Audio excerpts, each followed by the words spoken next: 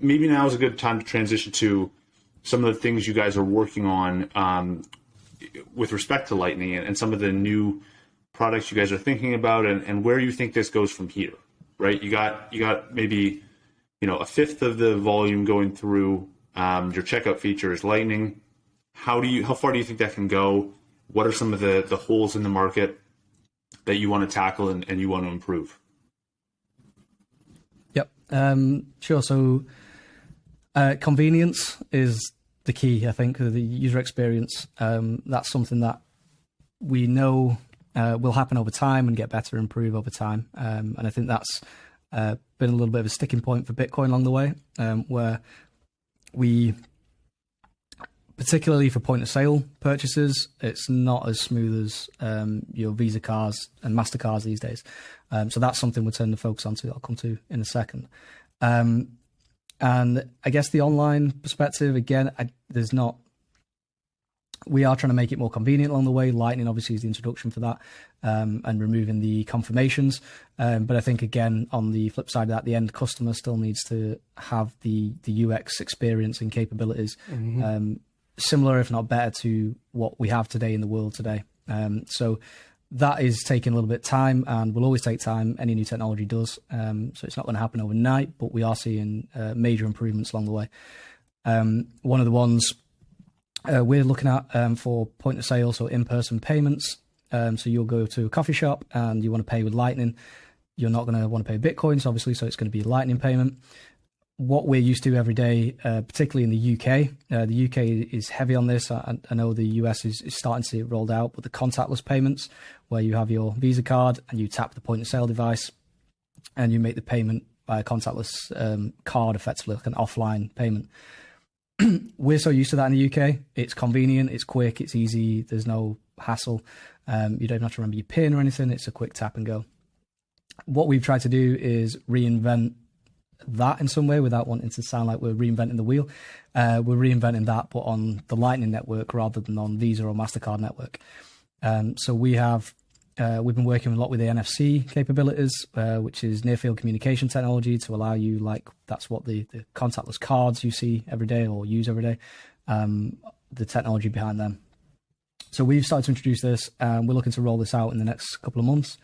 That'll allow the CoinCorner customers to have their own card or their own Lightning card, which is NFC capable, and they'll be able to go into a shop, into a cafe, and say they want to pay with Lightning. The merchant pulls out their point of sale device, which is NFC and Lightning capable.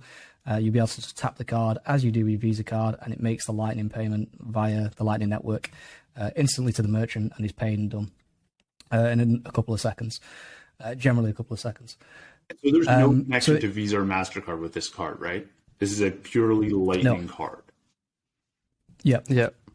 That's one of that's such a big point for us. So I know Zakk touched earlier on about us being the custodial company, and I know obviously it kind of goes against Bitcoin's mentality, but we are also in terms of the mindset of non-custodial.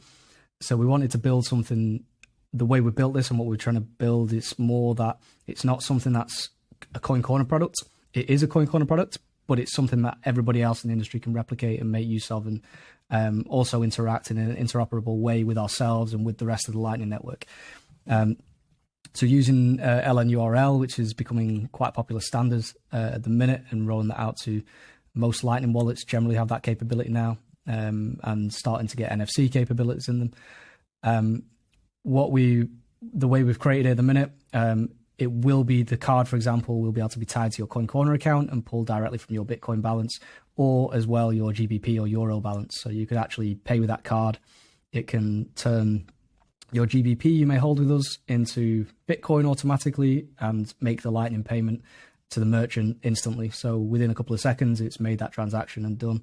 And you never had to hold Bitcoin or be exposed to Bitcoin. So it's all across the Lightning network, from your own, let's call it, bank account, into the merchant's account within seconds, and settled to the merchant within seconds, never needing to be exposed to the Bitcoin volatility for the merchant or for the end consumer as well, if you wanted to do it that way. All on the Lightning network. Doesn't touch Visa, MasterCard, any other networks. It's completely free and outside that. That's really cool.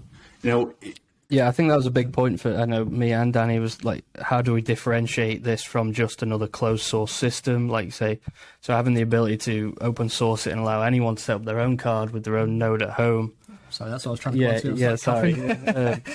Allowing anyone to set up their own card with, let's say, their Umbrel node at home. So it's essentially, you know, we've heard the saying, Bitcoin allows you to be your own bank.